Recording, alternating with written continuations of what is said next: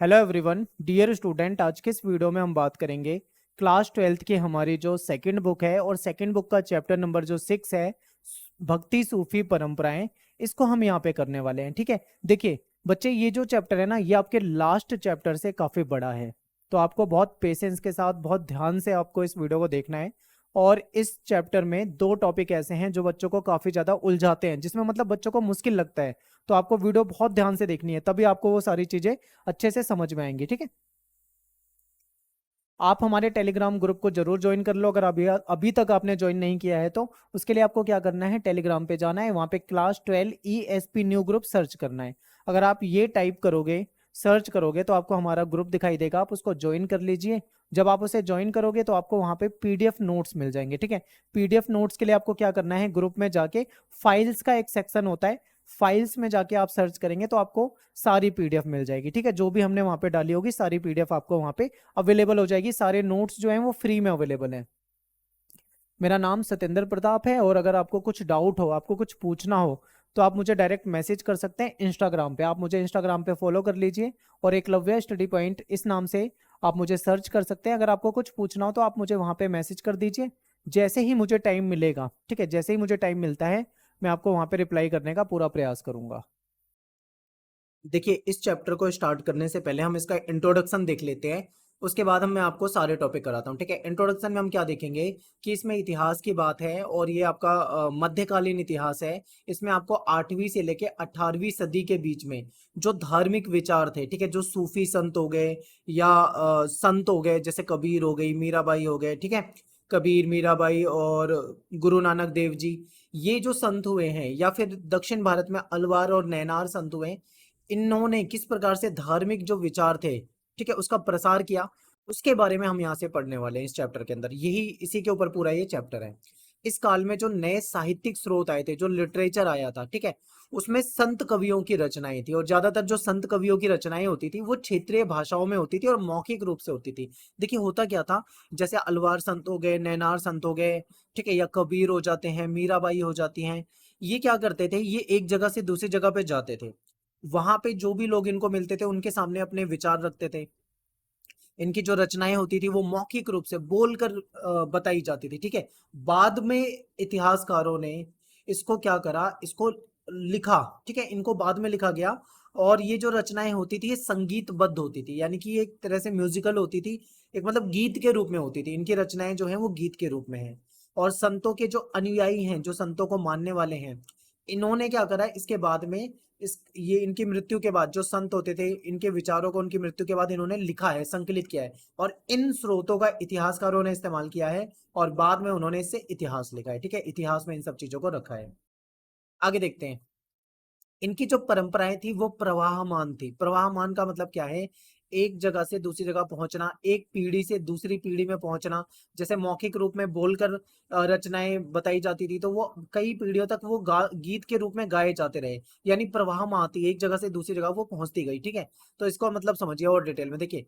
अनुयायियों की कई पीढ़ियों ने मूल संदेश का न केवल विस्तार किया, बल्कि विचारों को जो कि अलग थे, ठीक है, जो भिन्न थे, जो भिन्न राजनीतिक, सामाजिक और सांस्कृतिक संदर्भ में थे, जो उनको लगे संदिग्ध है, यानी उनको सही नहीं लगे, उसको उन्होंने या तो परिवर्तित कर दिया या खत्म कर दिया। अब इसका मतलब समझिए। देखिए क्या था, एक संत है, ठीक है, मान लीजिए अलवार संत है। अलवार संत जहां पे भी जाते थे, उनकी जो रचनाएं होती थी मौखिक रूप से वो गीत के रूप में सुनाते थे। उनके अनुयायी जो थे वो उनको सुनते थे, उनके अनुयायी भी आगे उस विचार को फैलाते थे।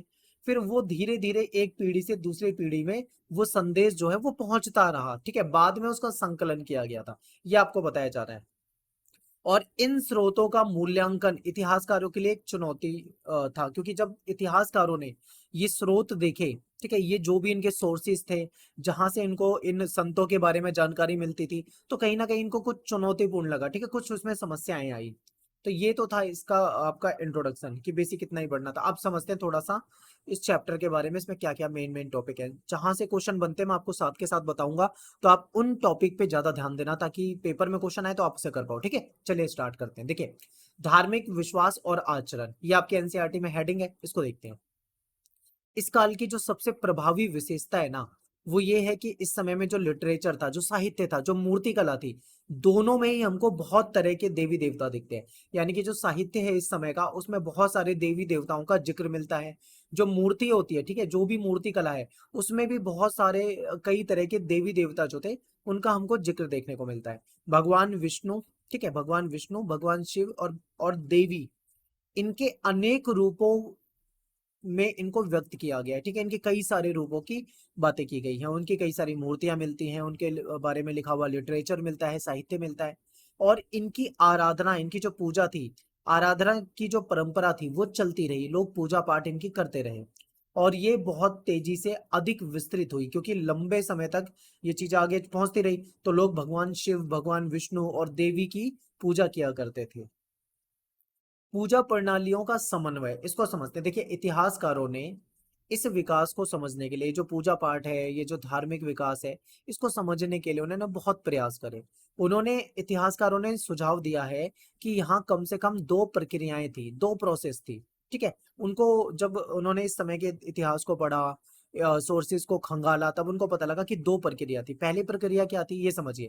पहली प्रक्रिया ये थी समाज में कि जो ब्राह्मणीय विचारधारा थी, यानी जो ब्राह्मणों की विचारधारा थी, जो धर्म ग्रंथ थे, धर्मशास्त्र थे, इसका प्रचार प्रसार हुआ। ये पहली विचारधारा है, ठीक है, पहली प्रक्रिया है। दूसरी प्रक्रिया क्या है, इसको समझते हैं। दूसरी प्रक्रिया में ये कहा गया कि जो स्त्री हैं, जो शूद्र हैं, या जो ऐसे सामाजिक वर्ग हैं, ठीक है, अन्य सामाजिक वर्ग हैं, इनकी आस्था को ब्राह्मणीय स्वीकृति मिली। यानी कि ब्राह्मणों ने स्त्री, शूद्र और अन्य सामाजिक वर्गों को भी स्वीकृति दी, ठीक है, उनको भी परमिशन दी। अब समझते हैं थोड़ा सा और डिटेल में, पहली प्रक्रिया को समझते हैं। देखिए, पहली प्रक्रिया में क्या था, ब्राह्मणीय विचारधारा का प्रचार हुआ था। यानी जो ब्राह्मणों ने जो धर्मशास्त्र, धर्मसूत्र और जो आचार संहिताएं वगैरह थी, उन सब का प्रचार किया, और वो आगे चला भी। इसका प्रसार जो है वो पौराणिक ग्रंथों की रचना, क्योंकि जो पौराणिक ग्रंथ हैं उसमें भी देखने को मिलेगा। ठीक है, उसके परीक्षण के बाद पता लगता है कि उसमें भी ब्राह्मणों की विचारधारा देखने को मिलती है। और ये जो ग्रंथ होते थे, ये सरल ग्रंथ थे, ठीक है, संस्कृत के छंदों में लिखे हुए ग्रंथ थे, सिंपल होते थे। अब देखो, संस्कृत भी कई तरह की है, याद रखना। पहले होती थी वैदिक संस्कृत, ठीक है, फिर उसके बाद आई लौकिक संस्कृत, और फिर वो भाषा में चेंजेस हुआ। ठीक है, वैदिक संस्कृत, फिर लौकिक संस्कृत, फिर पाली भाषा आई, फिर प्राकृत आई, फिर अपभ्रंश आया, अवहट आया। ठीक है, अपभ्रंश अवहट एक ही है। और इसके बाद आपकी आधुनिक हिंदी आई। आज के समय में जो हिंदी बोलते हैं हम, वो आधुनिक हिंदी है। लेकिन आधुनिक हिंदी जैसी आज बोली जाती है, आज से 3-4-5 हजार साल पहले नहीं बोली जाती थी। पहले तो वैदिक संस्कृत थी।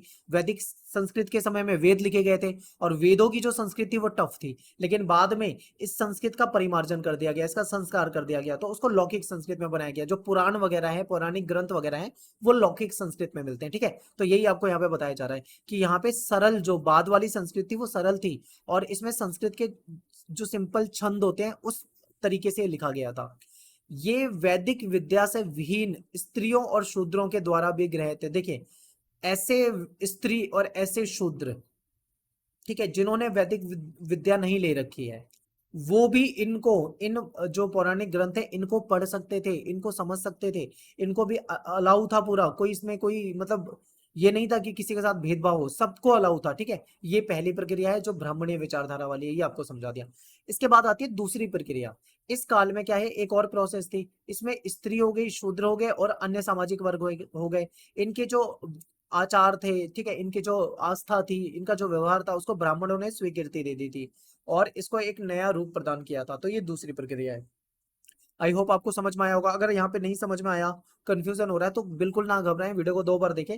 टॉपिक यहाँ से पेपर में नहीं आता है, ठीक है, क्वेश्चन नहीं आता है। यहाँ से क्वेश्चन आ सकता है आपका लघु और ये महान और लघु वाला। ठीक है, एक बार मैं इसको दोबारा से लिखता हूँ। दो तरह की चीजें हैं, एक है महान और एक है लघु।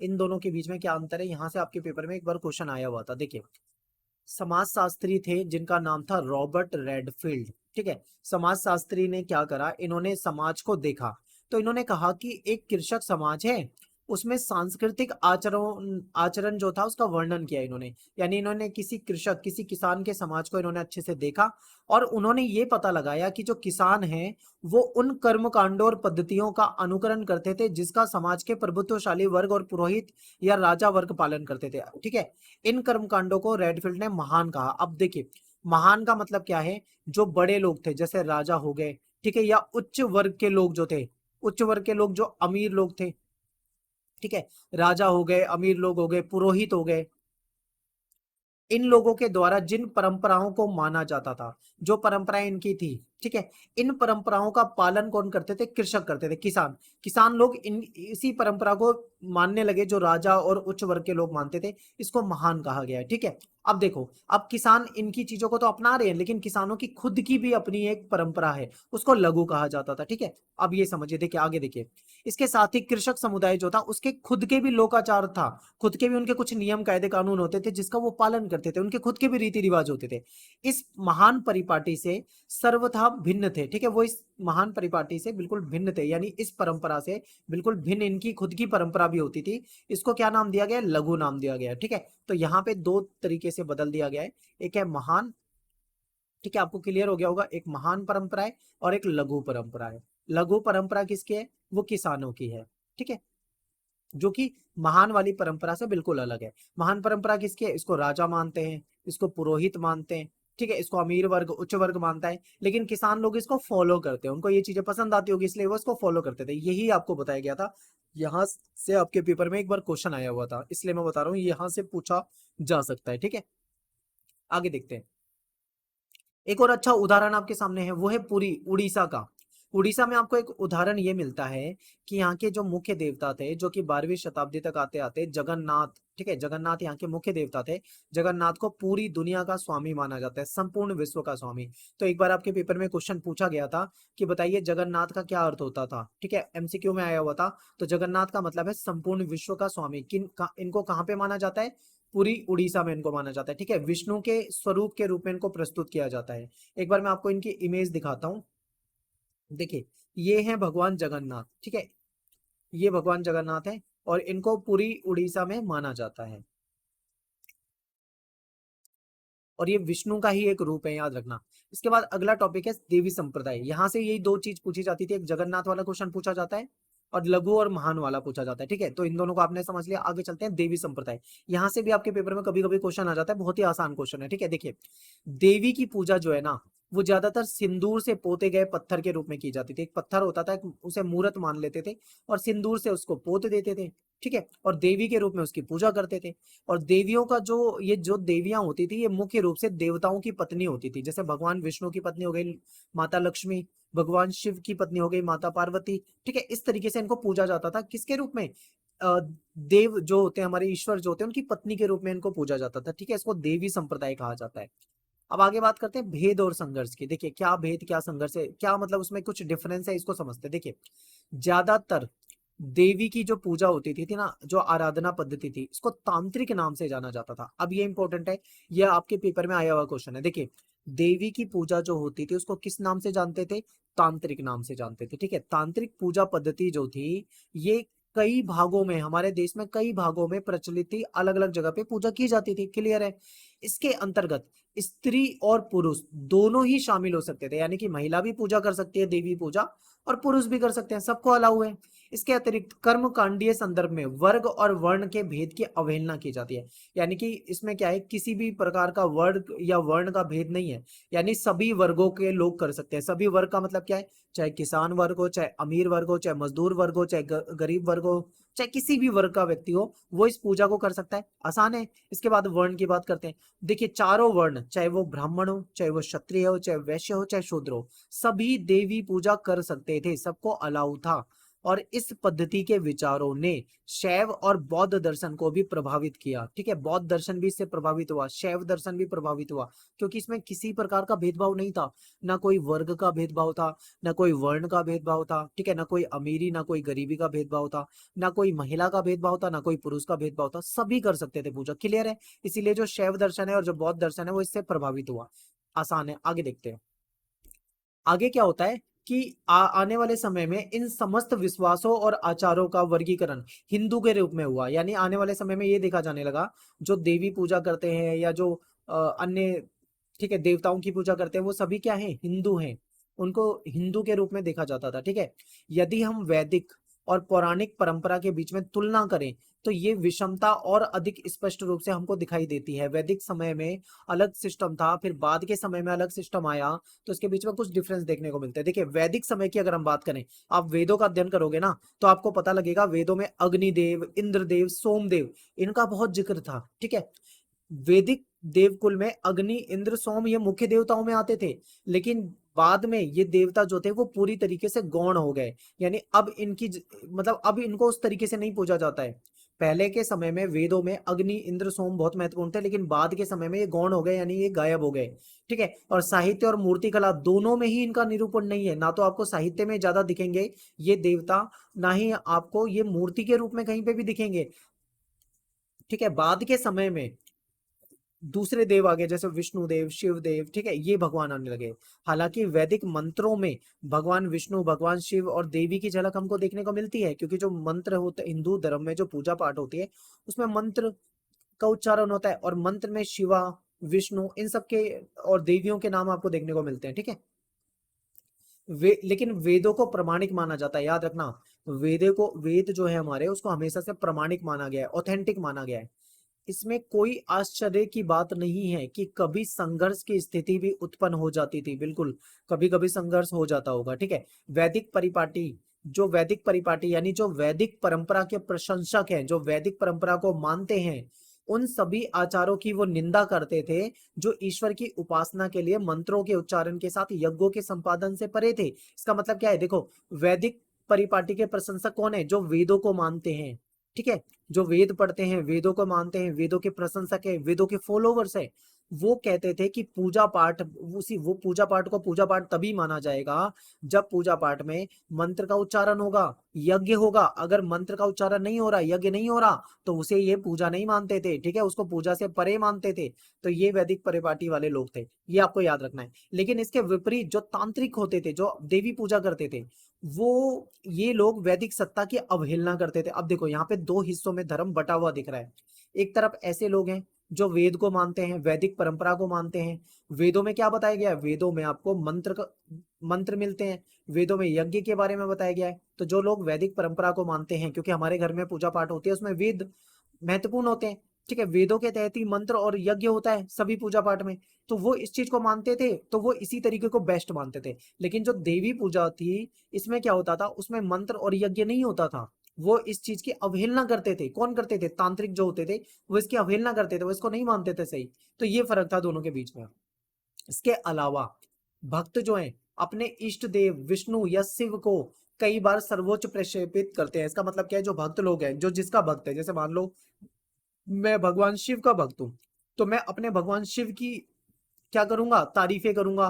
ठीक है, उनको सबसे बड़ा बताऊंगा मैं, उनको पृथ्वी का स्वामी बताऊंगा। इस तरीके से मतलब जो जिसका भक्त होता था, कोई विष्णु का भक्त है तो विष्णु को के बारे में बताएगा सब कुछ, और जो शिव का भक्त है वो शिव को बताएगा। ठीक है, उसको सर्वोच्च यानी सबसे ऊपर बताने की कोशिश करेगा, ये बताया गया है।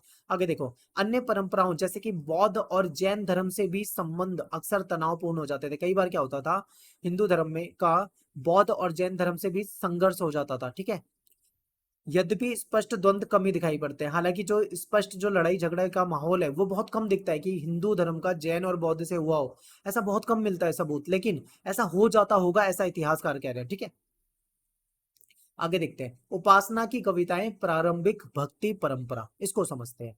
देखिए, आराधना के तरीकों के क्रमिक विकास के दौरान बहुत बार संत कवि जो थे वो नेता के रूप में उभरे, जिनके आसपास भक्तजनों का एक पूरा समुदाय का गठन हो गया। अब देखो यहाँ पे समझना है, क्योंकि यहाँ से क्वेश्चन बनेगा। होता क्या था कि जो संत लोग होते थे, ठीक है, साधु संत लोग जो होते थे, वो जहां भी जाते थे, संत कवि जहां भी जाते थे, उनके साथ भक्तजन जुड़ जाते थे, और पूरा एक समुदाय बन जाता था। समुदाय का मतलब पूरा एक संगठन बन जाता था, कई सारे लोग उसमें जुड़ जाते थे। ठीक है, उनके फॉलोवर्स हो जाते थे। यद्यपि बहुत सी भक्ति परंपराओं में ब्राह्मण देवता और भक्त के बीच में बिचौलिए का काम करते थे। बहुत सारी परंपराओं में ये देखा गया है कि एक तरफ देवता है और एक तरफ भक्त हैं, और इनके बीच में बिचौलिए का काम कौन करते हैं, ब्राह्मण करते हैं। ठीक है, ब्राह्मण कहते हैं कि हम पूजा पाठ के जरिए आपका संदेश जो है वो देवताओं तक पहुंचाएंगे। ठीक है, और देवता आप पर कृपा करेंगे, तो इस तरीके की चीजें होती थी। इन परंपराओं ने स्त्रियों और निम्न वर्णों को भी स्वीकृति और स्थान दिया, यानी महिला हो गई या जो निम्न वर्ण हो गए उनको भी इन्होंने महत्व दिया, उनको भी पूजा पाठ हर चीज का अधिकार था, किसी के साथ कोई भेदभाव नहीं था कि महिला है तो वो पूजा नहीं कर सकती या निम्न वर्ण का है तो वो पूजा नहीं कर सकता, सबके लिए रास्ते खुले हुए थे। देखिए जो धर्म इतिहासकार है ना, इन्होंने जो भक्ति परंपरा है उसको दो हिस्सों में बांट दिया, एक है सगुण और एक है निर्गुण। अब यहाँ से आपके पेपर में क्वेश्चन हमेशा आता है, तो मैं आपको क्लियर कह रहा हूँ कि आप इस क्वेश्चन को समझ लो, ठीक है, मोस्ट इंपॉर्टेंट क्वेश्चन है, पेपर में आ सकता है। और यहाँ पे आपको याद नहीं करना, आपको समझना है, ठीक है, वरना कंफ्यूज हो जाओगे। देखिए सगुण का मतलब क्या होता है, सगुण का मतलब होता है जिसमें ईश्वर की पूजा होती है और वो उनकी पूजा जो होती है वो मूर्त रूप में होती है, ठीक है, यानी आप उसकी एक मूर्ति इमेजिन कर सकते हैं, एक मूर्ति के रूप में होगी पूजा, ठीक है। ईश्वर का लिंग होता है, यानी वो पुरुष महिला में डिवाइड होगा, ठीक है, जैसे भगवान शिव हैं वो पुरुष हैं, ठीक है, माता पार्वती हैं वो महिलाएं स्त्री हैं, इस तरीके से उनका लिंग निर्धारित होगा, ठीक है, उनकी मूर्ति रूप निर्धारित होगी, और उनके अवतार वगैरह जो होते हैं उन अवतारों का रंग रूप भी निर्धारित होता है कि भाई वो ईश्वर हैं, वो ऐसे हैं, जैसे भगवान शिव है, भगवान शिव के बारे में आप आंख बंद करके सोचो, आपके दिमाग में क्या इमेज बनेगी, एक भगवान शिव हैं जो योगी की मुद्रा में बैठे होंगे, ठीक है, उनके उनके हाथ में त्रिशूल होगा, ठीक है, और उनकी सिर पे जटाएं होंगी, जटा में क्या होगा, नदी निकल रही होगी, पानी निकल रहा होगा, ठीक है, और उनकी जटा पे चंद्र चांद बना होगा, ठीक है, उनकी गर्दन में क्या होगा, एक सांप होगा, एक नाग होगा।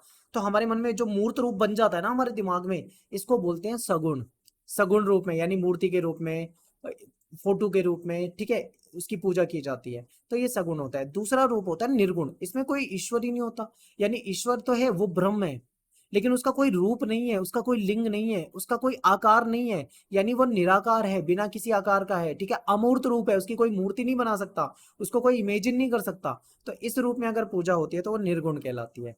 अब यहाँ पे ये इतना आपको समझ में आया।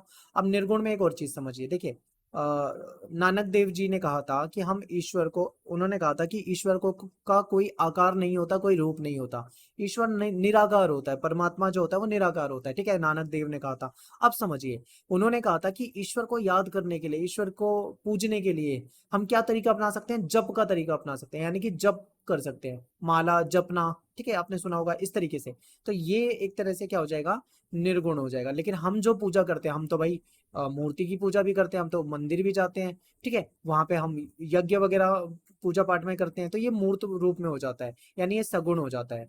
तो आई होप आपको ये समझ में आया होगा। अलवार कौन होते हैं, अलवार होते हैं भगवान विष्णु के भक्त। नैनार कौन होते हैं, नैनार होते हैं भगवान शिव के भक्त। तो देखिए ये संत एक स्थान से दूसरे स्थान पर भ्रमण करते थे, यानी जो अलवार और नैनार संत होते थे, अलवार संत किसकी पूजा करते थे, अलवार विष्णु की पूजा करते थे, नैनार संत किसकी पूजा करते थे, नैनार संत जो थे वो भगवान शिव की पूजा करते थे, ठीक है। ये संत एक स्थान से दूसरे स्थान पर भ्रमण करते थे और तमिल में अपने जो इष्ट देव हैं उनकी स्तुति में भजन गाया करते थे। अपनी यात्राओं के दौरान अलवार और नैनार जो, सॉरी यहाँ पे टाइपिंग की मिस्टेक है, ठीक है, नैनार हो जाएगा। अलवार और नैनार संत जो थे इन्होंने कुछ पावन स्थल को अपने इष्ट का निवास स्थल घोषित कर दिया था, और इन्हीं स्थलों में बाद में बड़े बड़े मंदिर बनाए गए और ये तीर्थ स्थल माने जाते हैं, ठीक है। संत कवि जो होते थे वो अपने भजन को इन मंदिरों में संत कवियों के भजन को मंदिरों में अनुष्ठान के समय पे गाया जाता है और इनकी मूर्तियों की भी पूजा की जाती है। तो ये हो गया। अलवार और नैनार संत के बारे में समझ में आया। अलवार संत जो थे विष्णु की पूजा करते थे, नैनार संत शिव की पूजा करते थे। ये संत एक स्थान से दूसरे स्थान पे भ्रमण करते थे और अपने ईश्वर के लिए जो भजन गाते थे वो तमिल भाषा में गाते थे। अपनी यात्रा के दौरान इन्होंने कुछ पावन स्थल देखे, इन्होंने अपने ईश्वर का निवास स्थल घोषित कर दिया और इन्हीं स्थलों पे इन्होंने क्या करा, बाद में मंदिर बना दिए गए, तीर्थ स्थल माने जाते हैं। यहाँ पे इन संतों की पूजा की जाती है और ईश्वर की भी पूजा की जाती है।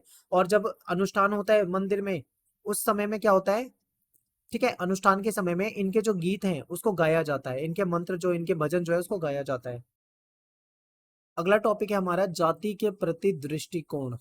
देखिए अलवार और नैनार संत जो थे इन्होंने जाति प्रथा और जो ब्राह्मणों की प्रभुता थी इसको नहीं माना इन्होंने, ठीक है, इन्होंने इसके विरोध में आवाज उठाई थी। जो याद रखिए अलवार और नैनार संतों ने जाति प्रथा को नहीं माना, ब्राह्मणों की प्रभुता का विरोध करा। इसलिए क्या हुआ, जो भक्ति संत थे वो अलग अलग समुदाय से शामिल हो गए, इसमें ब्राह्मण भी इसमें शामिल थे, शिल्पकार भी थे, इसमें किसान भी संत बन जाते थे, ठीक है। या जो लोग अस्पृश्य माने जाते थे, जो हिंदू धर्म में जो निचली जाति के रूप में माने जाते थे, उनको भी यहाँ पे जगह मिल जाती थी, वो संत बन सकते थे। तो भक्ति संत जो थे वो अलग अलग समुदायों से होते थे, ये क्लियर है। अलवार और नैनार संत जो थे, इनकी जो रचना है उसको वेद के जितना ही महत्वपूर्ण माना है। जितना हिंदू धर्म में, सनातन धर्म में वेद को महत्व दिया जाता है, उतना ही महत्व अलवार और नैनार संतों की रचनाओं को दिया गया, ठीक है। और अलवार संतों के एक मुख्य काव्य संकलन है कविता के रूप में, जिसका नाम है नल हीरा दिव्य प्रबंधम, ठीक है, नल हीरा दिव्य प्रबंधनम। अब ये नाम आपको याद रखना है, यहाँ से आपके पेपर में क्वेश्चन पूछा गया है। इसको तमिल वेद के रूप में जाना जाता है, इसको तमिल वेद कहा जाता है, ठीक है। अलवार संतों के द्वारा लिखा हुआ है ये। और इस तरह इस ग्रंथ का जो महत्व है वो संस्कृत के चारों वेदों के जितना बताया गया है। तो ये तो हो गया इनका जाति के प्रति दृष्टिकोण। अब बात करते हैं स्त्री भक्त। देखिए इस परंपरा में महिला भी संत बन सकती थी, पुरुष भी संत बन सकते थे, किसी भी प्रकार की कोई रुकावट, कोई बाधा नहीं थी। इस परंपरा की सबसे विशिष्टता क्या है कि इसमें स्त्रियों की उपस्थिति है। अंडाल नाम की एक अलवार स्त्री थी, और ये भक्ति गीत, इसके भक्ति गीत जो है आज भी गाए जाते हैं, ठीक है, बहुत बड़े लेवल पे। अंडाल जो थी वो स्वयं को विष्णु की प्रेयसी, भगवान विष्णु जो है उनकी प्रेयसी, प्रेयसी का मतलब होता है प्रेमिका, यानी अपने आप को भगवान विष्णु की प्रेमिका मानकर उनको पूजती थी, और अपनी प्रेम भावना को छंदों में लिखा है, उन्होंने छंदों के रूप में लिखा है। और एक और स्त्री शिव भक्त थी, यहां से भी क्वेश्चन पेपर में आता है, ठीक है। अभी तो मैंने अंडाल बताया जो कि आपकी अलवार है, ठीक है, विष्णु की भक्त है। दूसरी तरफ एक है शिव भक्त जो कि नैनार है, यानी एक स्त्री शिव भक्त, इसका नाम था करईकाल अम्मैयार। ये इन्होंने अपने उद्देश्य की प्राप्ति के लिए घोर तपस्या का रास्ता अपनाया था, ठीक है। और इन स्त्रियों की जो जीवन पद्धति थी और इनकी जो रचनाएं थी, उसने पितृसत्तात्मक आदर्शों को चुनौती दी, क्योंकि उस समय में समाज जो था वो पितृसत्तात्मक था। पितृसत्तात्मक का मतलब है कि समाज में पुरुषों को ज्यादा महत्व दिया जाता था, ठीक है, पुरुष का ही ज्यादा बोलबाला वर्चस्व होता था, लेकिन इन्होंने उनको पुरुषों को चुनौती दी, एक तरह से आप ये कह सकते हो, उस व्यवस्था को चुनौती दी। फिर बात करेंगे राज्य के साथ संबंध। अब देखो राज्य के साथ संबंध का मतलब क्या है, देखिए एक तरफ है भक्ति संत, ठीक है, भक्ति संत में कौन है, आपके अलवार संत है, नैनार संत है, या अन्य कोई संत है, ठीक है, जो भी है वो सब एक तरफ हो गए। दूसरी तरफ हो गया राज्य। राज्य का मतलब क्या है, सरकार से। अब उस समय में सरकार किसकी होती थी, वहां पे राजा वगैरह का ही शासन होता था उस टाइम पे। तो जिसका भी शासन होता था, जिसके हाथ में भी सत्ता होती थी, उसको क्या कहेंगे, राज्य। यानी सत्ता, राजा और भक्ति संतों के बीच में कैसे रिलेशन होते थे, कैसे संबंध होते थे, ठीक है, इन संबंधों के बारे में आपसे पूछा गया है। तो देखिए राज्य के साथ इनके कैसे संबंध थे, ये पेपर में बहुत ज्यादा आता है। इस क्वेश्चन को भी आपको याद करना है, इसे मैं मोस्ट इंपोर्टेंट क्वेश्चन बता रहा हूँ। देखिए पेपर में जो जो टॉपिक पूछे जाते हैं मैं आपको साथ के साथ बताते हुए चलता हूँ, तो इन टॉपिक पे ज्यादा फोकस करना है आपको। देखिए तमिल भक्ति रचनाओं की एक मुख्य विषय वस्तु थी बौद्ध और जैन धर्म के प्रति उनका विरोध। देखिए इंपॉर्टेंट है, क्योंकि जो तमिल भक्ति रचनाएं थी उसने बौद्ध और जैन धर्म का विरोध किया है, याद रखना। और विरोध का स्वर जो है वो नैनार संतों की रचनाओं में आपको दिखेगा। इतिहासकारों ने इस विरोध की व्याख्या करते हुए क्या कहा है ये समझिए। इतिहासकार कहते हैं कि परस्पर विरोधी धार्मिक समुदायों में राजकीय अनुदान को लेकर प्रतिस्पर्धा थी, इंपॉर्टेंट। अब देखो जैन जो है वो अलग है, बौद्ध जो है वो अलग है, ठीक है, भक्ति संत जो है वो अलग है। अब ये सारे के सारे क्या है, एक दूसरे के कॉम्पिटिटर हैं, इनके बीच में कहीं ना कहीं परस्पर विरोध है, ठीक है, जैन का बौद्ध के साथ, बौद्ध का भक्ति संतों के साथ, भक्ति संतों का बौद्धों के साथ, भक्ति संतों का जैन के साथ, ठीक है, इस तरीके से इनका आपस में विरोध है, सारे एक दूसरे के कॉम्पिटिटर हैं। ऐसे में इनके बीच में कॉम्पिटिशन रहता था, प्रतिस्पर्धा रहती थी, किस चीज की, किस चीज का कंपटीशन रहता था, राजकीय अनुदान का। राजकीय अनुदान का मतलब क्या है, राजा के द्वारा मिलने वाला दान, ठीक है, राजकीय अनुदान का मतलब है राजा के द्वारा मिलने वाला दान। यानी राजा दान में क्या देते थे, इनको जमीन देते थे, इनको पैसा देते थे, ठीक है, ये चीजें इनको देते। जमीन क्यों देते थे, ताकि अपने ईश्वर के लिए, अपने जो इनके ईश्वर हैं उसके लिए क्या कर सके, मंदिर वगैरह बनवा सके, ठीक है, तो इनको दान मिलता था। तो इसलिए राजकीय अनुदान लेने के लिए, राजा का समर्थन लेने के लिए इनके बीच में कहीं ना कहीं कंपटीशन रहता था। शक्तिशाली जो चोल राजा थे, इन्होंने ब्राह्मणीय और भक्ति परंपरा को समर्थन दिया था, ठीक है, ब्राह्मणीय परंपरा को मानते थे। भगवान विष्णु और भगवान शिव के इन्होंने मंदिर बनवाए थे, इसके लिए इन्होंने भूमि अनुदान दी थी, यानी बहुत बड़ी बड़ी भूमि दे दी थी। अब यहाँ पे एक पॉइंट याद रखना है, जहां पे भी चोल, इसको अंग्रेजी में चोला कहा जाता है। ठीक है, ये जो चोल सम्राट थे, इनका नाम जब भी आए तो आप मंदिर से जोड़ के लिखना, ठीक है। क्योंकि चोल साम्राज्य में जितने ज्यादा इन राजाओं ने मंदिर बनवाए थे ना, वो किसी ने नहीं बनवाए। यानी दक्षिण भारत में बहुत ज्यादा मंदिर बनवाए थे चोल ने। किसके मंदिर बनवाए थे? विष्णु और शिव का मंदिर बनवाया था, ठीक है। भूमि दी थी इन्होंने दान में।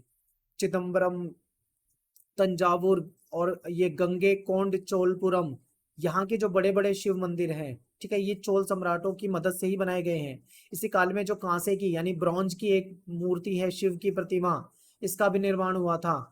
और नैनार और अलवार संत जो थे, वेललाल कृषकों के द्वारा सम्मानित थे। वेललाल जो किसान होते थे, इनको सम्मान देते थे, ठीक है, इन्होंने इनका सम्मान किया था। और इसलिए आश्चर्य नहीं है कि जो राजा होते हैं, शासक होते हैं, वो भी कहीं ना कहीं इनका साथ पाने का प्रयास करते थे, ताकि इन भक्ति संतों का इनको साथ मिल जाए। भक्ति संतों का साथ मिलने से राजा को क्या फायदा है, ये भी समझिए। देखिए, राजा का क्या है, राजा को अपनी प्रजा पे शासन चलाना है, और भक्ति संत जो है इनके पास है फॉलोवर। भक्ति संत को मानने वाले लोग जो थे वो हजारों की संख्या में होते थे। अगर ये भक्ति संत इनको सपोर्ट करते हैं, तो वो लाखों हजारों लोग भी इनके सपोर्ट में रहते हैं, ठीक है, राजा के। तो राजा के लिए जनता का सपोर्ट भी महत्वपूर्ण होता है, याद रखिए। तो इसलिए ये इनका समर्थन पाने का हमेशा से प्रयास करते थे। एग्जाम्पल आपके सामने दे रखा है। चोल सम्राटों ने दैवीय समर्थन पाने का दावा करा, यानी इन्होंने कहा कि हमें ईश्वर का समर्थन मिला हुआ है, और अपनी सत्ता के प्रदर्शन के लिए सुंदर मंदिरों का निर्माण कराया, जिनमें पत्थर और धातु से बनी हुई जो मूर्तियां थी वो इसमें लगी हुई थी, ठीक है। इस तरह इन लोकप्रिय संत कवियों की परिकल्पना को जन भाषाओं में गीत रचते व गाते थे। तो इस प्रकार से क्या होता था कि जो ये लोकप्रिय संत थे, ठीक है, इनकी जो भी परिकल्पनाएं होती थी उसको जनता की भाषाओं में ये गीत के रूप में रचा करते थे, और इसको मूर्त रूप प्रदान किया गया था। इन सम्राटों ने, जो चोल सम्राट थे, इन्होंने तमिल भाषा के शैव भजन जो होते थे उसको मंदिर में उसका गायन प्रचलित करवाया। यानी उन्होंने बोला जो शिव के भजन हैं, जो इसको तमिल भाषा में है, इसको मंदिरों में गाया जाएगा, ठीक है। ऐसे भजनों का संकलन करवाया इन्होंने। एक ग्रंथ था तवरम। अब यहाँ पे एक क्वेश्चन बनता है, तवरम जो है, ठीक है, ये आपके पेपर में आया हुआ क्वेश्चन है, इंपॉर्टेंट है, याद रखना है आपको। 945 ईस्वी के एक अभिलेख से हमको पता चलता है कि चोल सम्राट जो परातक प्रथम था, नाम याद रखना, चोल राजा था, उसका नाम था परातक प्रथम। इसने संत कवि जो अपार हो गए, सबंदर हो गए, सुंदरार हो गए, इनकी धातु की मूर्ति बनवा दी। और एक बड़ा सा शिव मंदिर था, उसमें इन्होंने इन संतों की मूर्ति भी लगवा दी धातु की बनवा के। और इन मूर्तियों को उत्सव में एक जुलूस के रूप में निकाला जाता था। जब उत्सव होता था कोई, तो इनकी मूर्तियों की एक रैली निकाली जाती थी, ठीक है, और लोग उसको समर्थन करते थे। तो यहाँ पे हमारा ये टॉपिक हो जाता है। नेक्स्ट टॉपिक हमारा कर्नाटक के वीर शैव।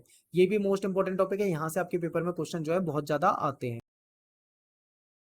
कर्नाटक के वीरशैव जो है, ये 12वीं शताब्दी में कर्नाटक में एक नए आंदोलन के रूप में इसका उद्भव हुआ था, ठीक है। देखिए क्या होता है कि बासवन्ना नाम का एक ब्राह्मण था, जो कि बासवन्ना कलाचुरी, जो कलचुरी बोला जाता है वैसे इनको, इन राजा के दरबार में एक बासवन्ना नाम का एक मंत्री होता था, ठीक है। ये ब्राह्मण था, और इसके जो अनुयायी थे वो वीरशैव कहलाते हैं। वीरशैव मतलब शिव के वीर, या फिर इनको लिंगायत भी कहा जाता है, ठीक है, लिंग धारण करने वाले। कर्नाटक में इनका एक बहुत बड़ा समुदाय आज के समय में भी रहता है, ठीक है। लिंगायत लोग कर्नाटका में बड़ी संख्या में मिलते हैं। आज भी लिंगायत समुदाय का इस क्षेत्र में काफी महत्व है। ये शिव की आराधना लिंग के रूप में करते हैं, यानी शिवलिंग के रूप में उनकी आराधना करते हैं। इस समुदाय के पुरुष जो हैं वो वाम स्कंद पर चांदी के एक पिटारे में एक लघु लिंग को धारण करते हैं। इसका मतलब क्या होता है कि जो लोग लिंगायत होते हैं वो अपने वाम स्कंद, यानी कि जो उनका लेफ्ट कंधा होता है, ठीक है, अपने लेफ्ट शोल्डर पर चांदी का एक छोटे से पिटारे के रूप में लिंग जो होता है, शिवलिंग, उसको धारण करते हैं। तो ये इंपॉर्टेंट है, याद रखना, ठीक है। कर्नाटक के वीरशैव। अब यहाँ से क्वेश्चन कैसे बनता है ये समझिए। ये विश्वास किस बात पे करते हैं ये समझना है। देखिए, शिव के भक्त हैं, हिंदू धर्म से ही रिलेटेड है, लेकिन ब्राह्मणों से इनकी जो विचारधारा है वो थोड़ी अलग है। कैसे अलग है इसको समझते हैं। लिंगायतों का विश्वास है कि मरने के बाद भक्त जो है वो शिव में लीन हो जाता है, ठीक है, शिव में चला जाता है, और इस दुनिया में दोबारा नहीं आता कभी भी। धर्मशास्त्र में बताए गए श्राद्ध संस्कार का ये पालन नहीं करते। जैसे धर्मशास्त्र में क्या बताया गया, श्राद्ध संस्कार होता है, यानी जब कोई व्यक्ति मर जाता है तो उसको जलाया जाता है, ठीक है, पूरे विधि विधान से उसकी पूजा पाठ करी जाती है। लेकिन ये इस चीज को नहीं मानते, बल्कि ये क्या करते हैं, ये विधि पूर्वक दफनाते हैं, ये जलाने की जगह दफनाते हैं। लिंगायत जो है इन्होंने जाति की अवधारणा को भी नहीं माना, ठीक है, यानी जो जाति प्रथा होती है, जो जो अस्पृश्य जाति होती है, ऊंच नीच जाति में होता है, इस चीज को इन्होंने बिल्कुल भी नहीं माना। पुनर्जन्म के सिद्धांत पर भी इन्होंने प्रश्नवाचक चिन्ह लगा दिया। इन्होंने कहा कि पुनर्जन्म होता ही नहीं है, अगर कोई व्यक्ति मर गया तो वो मर गया, ठीक है, वो दोबारा कभी वापस नहीं आता। इन सब कारणों से ब्राह्मणीय सामाजिक व्यवस्था में जिन समुदायों को गौण स्थान मिला था, लिंगायत के अनुयायी हो गए थे, ठीक है, यानी इन सब कारणों से ब्राह्मणीय जो सामाजिक व्यवस्था में जिन लोगों को ज्यादा बड़ा स्थान नहीं था, जैसे मान लो ब्राह्मणीय व्यवस्था में कुछ जातियां ऐसी थी जिनको काफी निचली जाति का दर्जा मिला हुआ था, जिन लोगों का वहां पे सम्मान नहीं होता था, जिनके साथ भेदभाव होता था, वो लोग यहाँ पर आ जाते हैं और लिंगायत के अनुयायी बन जाते हैं, ठीक है, ये परिवर्तन हुआ। फिर धर्म शास्त्रों में जिन चीजों को अस्वीकार किया गया था, जैसे वयस्क विवाह, विधवा पुनर्विवाह, इन्होंने उसको मान्यता दे दी। यानी जो हिंदू धर्म में जो धर्म शास्त्र है उसमें जिन चीजों को नहीं माना गया, इन्होंने उसको मान्यता दे दी। वीर शैव परंपरा की उत्पत्ति जो है उन वचनों से हुई है जो कन्नड़ भाषा में स्त्री पुरुषों द्वारा रचे गए आंदोलन में शामिल हुए, ठीक है, यानी कि कन्नड़ भाषा में जो व्यक्तियों ने लिखा है, जो इस आंदोलन में शामिल हुए हैं, वहीं से इनकी शुरुआत होती है। तो वीर शैव जो है उनका जाति प्रथा पे क्या दृष्टिकोण था, ये क्वेश्चन आपके पेपर में पूछा जाता है, ठीक है। अगला टॉपिक है उत्तर भारत में धार्मिक उफान। देखिए इस काल में क्या होता है, उत्तर भारत में भगवान विष्णु और भगवान शिव जैसे देवताओं की उपासना जो है वो मंदिर में की जाती थी, पूजा पाठ खूब होती थी, और शासकों की सहायता से ये मंदिर जो थे बनवाए गए थे। इतिहासकारों ने अलवार और नैनार संतों की रचनाओं जैसा कोई भी ग्रंथ 14वीं शताब्दी तक उत्तर भारत में नहीं पाया, ठीक है। अब इसका मतलब क्या है, देखिए अलवार और नैनार संत जो थे ये दक्षिण भारत में थे। अगर मैं मैप बनाऊं तो नीचे जो आप तमिलनाडु वाला हिस्सा दिखते हो, यहाँ पे आपको ये दिखते हैं। लेकिन अगर मैं बात करूं उत्तर भारत की, यानी जो ऊपर वाला भारत है, यहाँ पे ऐसा कोई भी ग्रंथ नहीं मिला जैसा अलवार और नैनारों का ग्रंथ मिला है। ऐसा क्यों भाई, क्या कारण हो सकता है, इसका क्या कारण हो सकता है? तो इसके कारण देखिए क्या हो सकते हैं। इतिहासकार ऐसा मानते हैं कि उत्तर भारत में ये जो काल था, इस समय में जो राजपूत थे, ठीक है, राजपूत राज्य थे, इनका उद्भव हो रहा था, क्योंकि बहुत सारे राजपूत शासक शासन करते थे अलग अलग राज्यों में। इन सभी राज्यों में ब्राह्मण जो थे उनको सबसे महत्वपूर्ण दर्जा मिला हुआ था, ठीक है। जितने भी पूजा पाठ के अनुष्ठानिक काम यज्ञ वगैरह होते थे वो ब्राह्मण करवाते थे। तो ब्राह्मणों की जो प्रभु सत्ता थी उसको चुनौती देना शायद कोई ना सोचता हो चुनौती देने की, इसीलिए उत्तर भारत में ऐसा कोई ग्रंथ नहीं मिलता, ठीक है। लेकिन जो धार्मिक नेता, कुछ ऐसे संत हुए जो रूढ़िवादी जो ब्राह्मणीय परंपरा थी इसके बाहर थे, इनमें से जैसे नाथ हो गए, जोगी हो गए, सिद्ध हो गए, ये क्या समुदाय है, नाथ समुदाय में बहुत सारे लोग हैं, जोगी समुदाय में बहुत सारे लोग हैं। ये इन्होंने क्या करा, ठीक है, इन्होंने कुछ अपना जो प्रचार है, जो धार्मिक जो विचारों का प्रसार है वो करने का प्रयास किया। और इनमें से बहुत सारे लोग शिल्पी समुदाय से थे, ठीक है, जो जुलाहे थे वो ज्यादातर इनमें शामिल हुए थे। आगे देखते हैं। अनेक नवीन धार्मिक नेताओं ने वेदों की सत्ता को चुनौती दी, यानी वेदों को ही चुनौती दे दी उन्होंने, और अपने विचार जो है आम लोगों की भाषा में सामने रखा। जो लोकल लैंग्वेज होती थी, जो स्थानीय भाषा होती थी, उसमें अपने विचार उन्होंने लोगों के सामने रखे। समय के साथ साथ क्या होती है, ये भाषा जो थी उस रूप में विकसित हुई जिस तरह आज भी ये प्रयोग में लाई जाती है। और अपनी लोकप्रियता के बावजूद नवीन धार्मिक नेता जो है विशिष्ट शासक वर्ग का प्रशय हासिल करने की स्थिति में नहीं थे। अब क्या था कि ये जो नए नए जो लोग सामने आ रहे थे, जो वेदों को चुनौती दे रहे थे, जो लोकल भाषा में अपने जो धार्मिक विचारों का प्रचार कर रहे थे, ये थोड़े फेमस जरूर हो रहे थे, लेकिन ये इतने फेमस नहीं हो पाए थे कि कोई जो मतलब कोई राजा है, कोई शासक है, वो इनको अपना प्रशय हासिल दे दे, ठीक है, कि अपना मतलब उसके सिर पे अपना हाथ रख दे, उसको अपना समर्थन दे दे, इतने बड़े ये नहीं हो पाए थे। इस स्थिति में एक नवीन तत्व भारत में आता है। क्या होता है, इस समय में तुर्कों का आगमन हो जाता है। तुर्क जो आए भारत में, दिल्ली सल्तनत, ठीक है, दिल्ली सल्तनत का शासन चला और इसकी स्थापना हुई। ये मुस्लिम लोग थे और इन्होंने राजपूत राज्यों का जो हिस्सा था उसको अपने कब्जे में लेना शुरू करा, ठीक है। और इन्होंने ब्राह्मणों का तिरस्कार किया। मेन चीज क्या है कि इन्होंने ब्राह्मणीय व्यवस्था जो थी इसका तिरस्कार करा, क्योंकि अब मुस्लिम आ चुके थे। और इन परिवर्तनों का प्रभाव जो था वो संस्कृति और धर्म पे भी पड़ता है।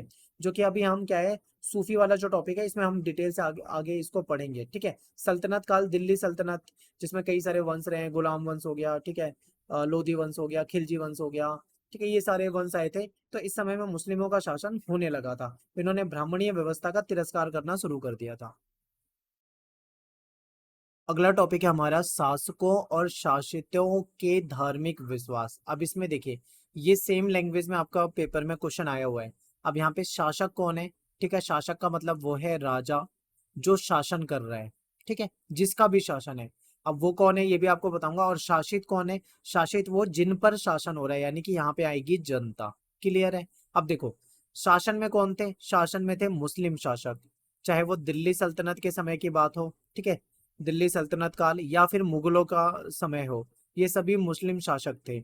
इतना आपको समझ में आया। और शासित को मतलब जनता कौन थी, जनता में भाई हिंदू थे, ठीक है, जैन थे, बौद्ध थे, ईसाई थे और मुस्लिम थे। मुस्लिम वो जो कन्वर्ट होकर मुस्लिम बन चुके थे, तो इन पे शासन हो रहा था। तो ठीक है, तो शासक और शासित इन दोनों के कैसे क्या रिलेशन रहे हैं उसके ऊपर ये टॉपिक आया हुआ था आपके क्वेश्चन। तो इसको समझते हैं। देखिए, इस्लामिक परंपराओं की शुरुआत को देखते हैं। सबसे पहले देखिए क्या होता है, 711 एडी में यानी ईसवी में जो मोहम्मद बिन कासिम था, ये अरब का सेनापति था और सिंध में आया था, ठीक है, और उसे जीतकर खलीफा के क्षेत्र में इसको शामिल कर लिया था इसने। फिर 13वीं शताब्दी की अगर बात करें तो तुर्क के और अफगान के जो मुस्लिम थे वो आ गए थे, उन्होंने भारत में आके दिल्ली सल्तनत की नींव रखी, ठीक है। फिर दिल्ली सल्तनत में आपका गुलाम वंश हो गया, ठीक है, खिलजी वंश हो गया, लोधी वंश हो गया, सैयद वंश हो गया, ये कुछ वंश चले इनके। इसके बाद फिर धीरे धीरे क्या हुआ, इन्होंने अपना जो सीमा विस्तार था वो दक्कन क्षेत्र की तरफ भी किया, दक्षिण की तरफ भी जाने का प्रयास किया। बहुत से क्षेत्रों में शासकों का जो धर्म था वो इस्लाम था। क्या था कि जो शासक होते थे वो ज्यादातर इस्लाम धर्म के ही थे। ये स्थिति 16वीं शताब्दी में मुगल सल्तनत की स्थापना के साथ बरकरार रही। इसके बाद क्या होता है, सल्तनत काल खत्म होता है। फिर 1526 के बाद आपको पता ही है कि बाबर का आगमन होता है, और उसके बाद भारत में मुगलों का शासन आ जाता है। यानी मुगलों का शासन आता है तो फिर से जो शासक होते हैं वो मुसलमान ही होते हैं, और ये उल्मा के मार्गदर्शन पे इनको चलना होता है। उल्मा कौन होता है भाई, ये भी इंपॉर्टेंट है। उल्मा जो होता है वो इस्लाम धर्म का ज्ञाता होता है, ठीक है, इस्लाम धर्म के बारे में जानकारी रखता है, वो उल्मा कहलाता है। और उससे ये उपेक्षा करी जाती थी, उससे ये अपेक्षा की जाती थी कि वो शासन में शरिया का पालन करवाएगा। यानी उल्मा जो है वो शासक को, ठीक है, राजा को ये कहेगा कि जनता के बीच में जो शासन कर रहा है तो वहां पे शरिया का पालन करवाए, ठीक है। शरिया मतलब जो मुस्लिमों का कानून होता था, शरिया का मतलब मुसलमान समुदाय को निर्देशित करने वाला जो कानून है उसका पालन कराने को कहता था। अब उपमहाद्वीप में एक बड़ी जनसंख्या जो थी वो इस्लाम धर्म को मानने वाली नहीं थी। अब सोचिए कि भाई भारत देश में मुस्लिम शासक आए हैं, मुगल आए हैं, यहाँ पे इनको शासन करना है। अब यहाँ पे जो जनता है, बहुत बड़ी जनता, वो तो मुस्लिम नहीं है क्योंकि ज्यादातर हिंदू रहते थे यहाँ पे, ठीक है। इसके अलावा हिंदू के अलावा अगर देखें तो जैन हो जाएंगे, बौद्ध हो जाएंगे, ईसाई हो जाएंगे। तो मुस्लिम सत्ता में तो मुस्लिम है लेकिन जनता में मुस्लिम नहीं है, ठीक है। तो ये चीज आपको याद रखना है। तो ऐसे में क्या हुआ कि जो दूसरे धर्म के लोग थे, यानी कि जो मुस्लिम नहीं थे, ईसाई हो गया, यहूदी हो गया, हिंदू हो गया, ठीक है, इन सभी को क्या करना था, एक जजिया नामक कर होता था, एक टैक्स होता था, वो टैक्स चुकाना होता था। यानी इनको टैक्स, ये एक तरह से आप धार्मिक भेदभाव कह लो। यानी जो मुस्लिम है उनको तो छोड़ दिया, लेकिन जो अन्य धर्म के लोग हैं उनको टैक्स देना पड़ेगा। तो ये होता था। कुछ शासक जनता की तरफ लचीली नीति अपनाते थे। लचीली नीति अपनाने वाले शासक एक या दो ही रहे होंगे, ठीक है, मात्र नाम मात्र के। बाकी सभी का जो शासन व्यवस्था था वो लचीला नहीं होता था, ये ध्यान रखना।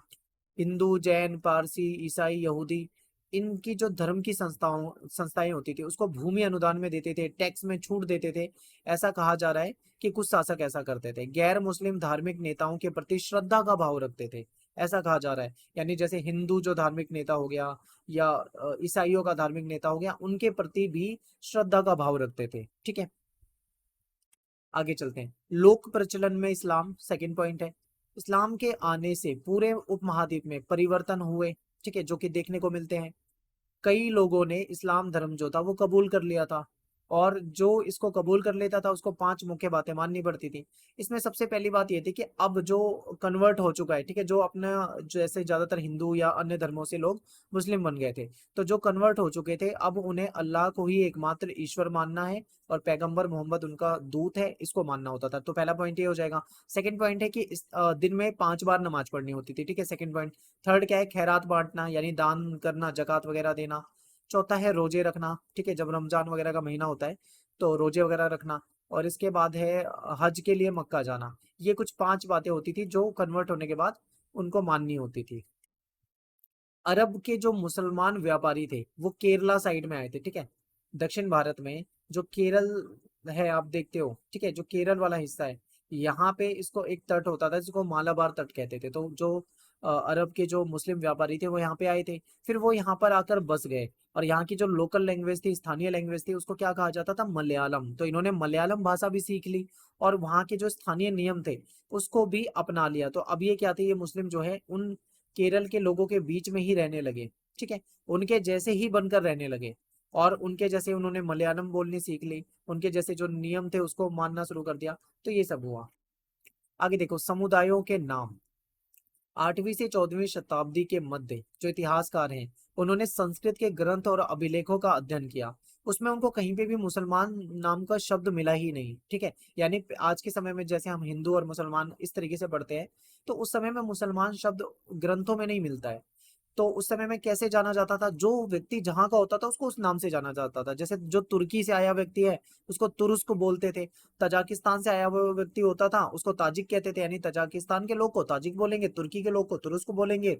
फारस के जो लोग होते थे उसको पारसी कहा जाता था, ठीक है, तुर्क और अफगान के जो लोग थे इनको शक और यमन भी कहा जाता था, खासकर ये ग्रीक लोगों के लिए शब्द यूज किया जाता है।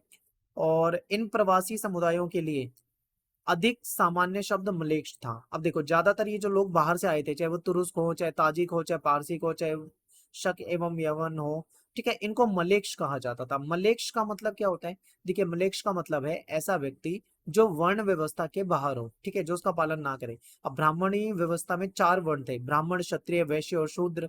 और ये जो बाहर के लोग आए हुए थे, ये जो मुस्लिम वगैरह थे, ये चारों ही वर्णों के बाहर थे। ये इनको ना ब्राह्मण में रखा जाता था, ना क्षत्रिय में रखा जाता था, ना वैश्य में रखा जाता था, ना शूद्र में रखा जाता था, चारों वर्णों के बाहर थे, इसलिए इनको मलेक्ष कहा जाता था, ठीक है। और ये ऐसी भाषा बोलते थे जो संस्कृत से नहीं उपजी, क्योंकि इनकी जो भाषा थी वो तुर्की भाषा रही होगी, ठीक है, और फारसी भाषा रही होगी, ठीक है, अरबी भाषा रही होगी।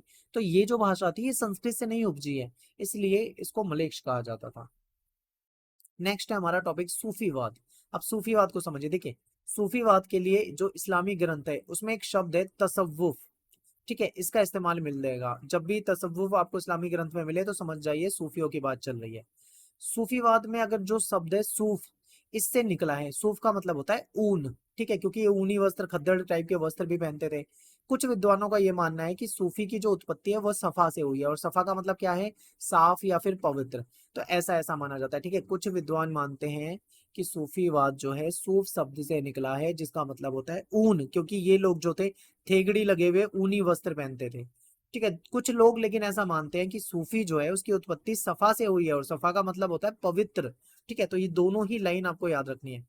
इस्लाम में कुछ संतों का रूढ़िवादी परंपराओं से बाहर निकलकर रहस्यवाद और वैराग्य की ओर झुकाव बढ़ा था, तो ये सूफी कहलाए थे। अब यहाँ पे आपको एक चीज याद रखनी है, देखिए, क्या था कि जो इस्लामिक परंपरा थी इसमें लोग कुरान को मानते थे, ठीक है, और इसमें से कुछ लोग ऐसे हुए जो उस परंपरा से बाहर निकल गए, रूढ़िवादी परंपरा से बाहर निकले, और रहस्यवाद और वैराग्य, वैराग्य मतलब जो अपना घर बार छोड़ देते हैं, सन्यासी बन जाते हैं, उनका झुकाव इस तरफ ज्यादा था, तो ये लोग सूफी कहलाए। ये रूढ़िवादी जो परिभाषा चल रही थी, या जो इनके जो मुस्लिमों के जो धार्मिक गुरु होते थे जो ये कुरान की शिक्षा देते थे, व्याख्या करते थे, इन्होंने उसकी आलोचना करी। इन्होंने कुरान की व्याख्या अपने अनुसार करी है, ठीक है, ये भी याद रखना है। और इन्होंने मुक्ति की प्राप्ति के लिए ईश्वर की जो भक्ति है उसके जो आदेश है उसका पालन करने पे ज्यादा बल दिया है। इन्होंने पैगंबर मोहम्मद को इंसाने कामिल का नाम दिया है, ठीक है, और ये उनको अनुसरण करने की बात कहते हैं। इन्होंने कुरान की व्याख्या अपने पर्सनल जो इनके अनुभव होते थे उसके आधार पे करी थी, ये इंपॉर्टेंट है। नेक्स्ट है खानकाह और सिलसिला। अब देखिए, खानकाह क्या होता है। खानकाह जो होता है, जैसे मान लो हिंदू धर्म में जो बाबा वगैरह होते हैं, ठीक है, इनके क्या होते हैं, ऋषि वगैरह जो होते हैं इनके आश्रम होते हैं। आश्रम में रहते हैं ना ये, या फिर बौद्ध धर्म में आप देखोगे उनके लिए मठ होते हैं, उसको मठ कहा जाता है। इसी प्रकार से ये जो सूफी वगैरह होते थे, ये जो इस्लाम में, इनको ये जिस मठ में रहा करते थे उसको खानकाह कहा जाता था, ठीक है। तो ये आपको याद रखना है, खानकाह क्या है, इनके रहनों की जगह है, ये जो मुस्लिम जो संत वगैरह थे। और सिलसिला क्या है वो आपको मैं आगे बताऊंगा, क्योंकि आपको पहले खानकाह समझना पड़ेगा तभी आपको सिलसिला समझ में आएगा। तो पहले खानकाह समझते हैं। देखिए, खानकाह क्या है, सूफी संत जो होते हैं, जो धर्म प्रचारक हैं, इनके रहने का स्थान है, यानी जहां पे ये रहते थे खानकाह, वो कहलाता था। खानकाह का नियंत्रण जो होता था वो शेख के हाथ में होता था, और संतों के अनुयायी मुरीद कहलाते थे, जो इन संतों के फॉलोवर्स होते थे, है ना, जो इन संतों को मानते थे, ठीक है, फॉलोवर्स होते थे, वो मुरीद कहलाते थे। और शेख और मुरीद जो है, शेख मुरीदों की भर्ती करता था अपने इस खानकाह में, सबके काम डिवाइड होते थे, आध्यात्मिक व्यवहार के नियम जो है वो निर्धारित करते थे ये लोग। अब ये आपको खानकाह समझ में आ गया, खानकाह का नियंत्रण शेख के हाथ में, ये भी आपको समझ में आ गया। और शेख के जो फॉलोवर्स हैं उनको मुरीद कहा जाता है, ये भी आपको समझ में आ गया। अगर आपको ये चीज समझ में आ गई है तो आपको सिलसिला भी समझ में आ जाएगा। सिलसिला देखिए क्या है, सिलसिले का मतलब होता है, शाब्दिक मतलब है इसका जंजीर। अब सिलसिला का मतलब क्या जंजीर हो गया, नहीं, इसका शाब्दिक मतलब जंजीर है। जंजीर का मतलब है जुड़ाव, ठीक है। इसका दूसरा अर्थ क्या है, देखो, जो शेख और मुरीद के बीच में एक निरंतर रिश्ते की ओर संकेत करता है, यानी शेख और मुरीद आपस में जुड़े हुए हैं, एक जुड़ाव महसूस करते हैं, यानी एक जंजीर में बंधे हुए हैं, ठीक है। इसका मतलब ये है, यानी आपस में जुड़े हुए हैं, ठीक है। अब जंजीर में बंधे होने का मतलब वो मत समझ लेना कि इनको चैन से बांध रखा है, नहीं, इनके बीच में एक रिश्ता है, उसी को हम जंजीर के रूप में या सिलसिला के रूप में कहते हैं। तो इनके शेखों के एक सिलसिला बनते गए, ठीक है, आगे देखेंगे। अब देखो क्या होता है कि दीक्षा जो लेता था जो व्यक्ति, ठीक है, वो उसको क्या करना होता था, अब निष्ठा का वचन लेना होता था कि भाई अब वो जो भी उनके नियम होंगे उसको फॉलो करेगा। सिर मुंडाना पड़ता था, थेगड़ी लगे हुए कपड़े पहनता था वो। पीर की जब कोई मृत्यु हो जाए तो उसकी दरगाह बनाई जाती थी, और उसकी दरगाह पे जो उसके मुरीद होते थे, जो उसके चेले होते थे, जो उसके फॉलोवर्स होते थे, वो उसको भक्ति का स्थान मान के वहां पे आया करते थे। तो वो दरगाह बाद में भक्ति का स्थान इन्होंने बना दिया। जियारत, जियारत का मतलब क्या है भाई, इसका मतलब होता है दर्शन करना, मिलना, तीर्थ यात्रा, इस तरीके से।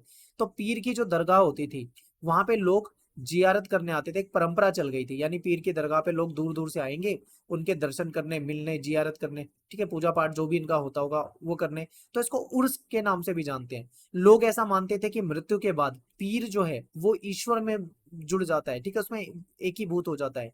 लोग आध्यात्मिक और अपनी जो जो भी उनकी कामनाएं होती है उसकी पूर्ति के लिए यहाँ पे आशीर्वाद लेने के लिए आया करते थे, जियारत करने के लिए आते थे।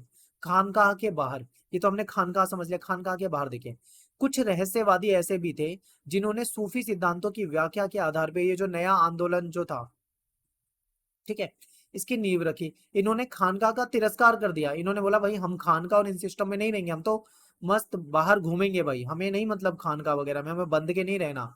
तो ये रहस्यवादी जो थे फकीर कहलाए, ठीक है, फकीर की जिंदगी बिताते थे ये, तो इनको फकीर ही कहा जाता था। इनको कलंदर भी कहा जाता था, मदारी भी कहा जाता था, कई जगह पे इनको मलंग और हैदरी भी कहा जाता था। तो ये इन्होंने गरीबी को अपनाया, ये ज्यादा लग्जरी चीजों की तरफ नहीं जाते थे, ब्रह्मचर्य का पालन करते थे, ठीक है, गरीबी में रहते थे, सिंपल रहते थे। तो इनको अलग अलग नामों से जाना जाता है। इनकी विशेषता क्या है, देखिए, ये शरिया की अवहेलना करते हैं, ये शरिया को नहीं मानते हैं, ठीक है, इसकी अवहेलना करते हैं, इसलिए इनको बेशरिया कहा जाता है, बेशरिया, ठीक है। और जो लोग शरिया को मानते हैं उनको क्या कहा जाता है, उनको बाशरिया कहा जाता है।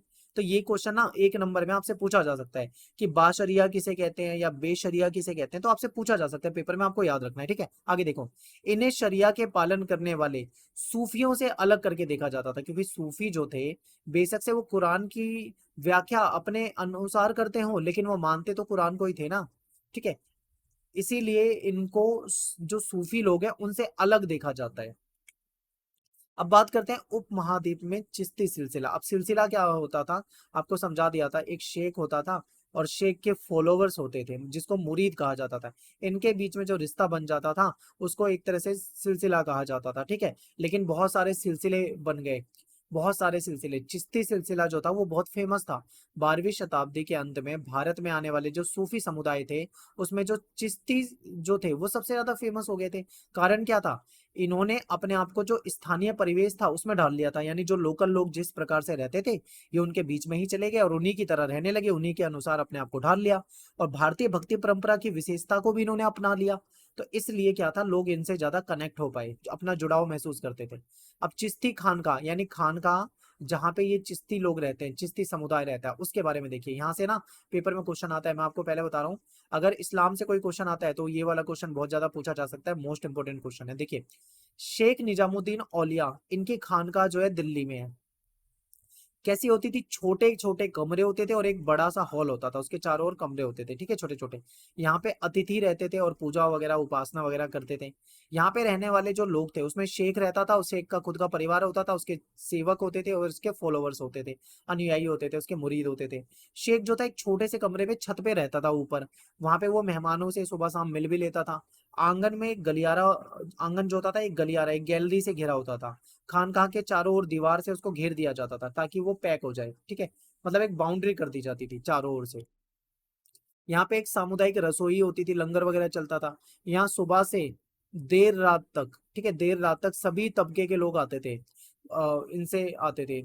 कुछ अनुयायी बनने आते थे, इनके फॉलोवर्स, कुछ ताबीज लेने आते थे, कुछ लोग मध्यस्थता करवाने, मान लो लड़ाई झगड़ा हो जाए तो मध्यस्थता करवाने आते थे।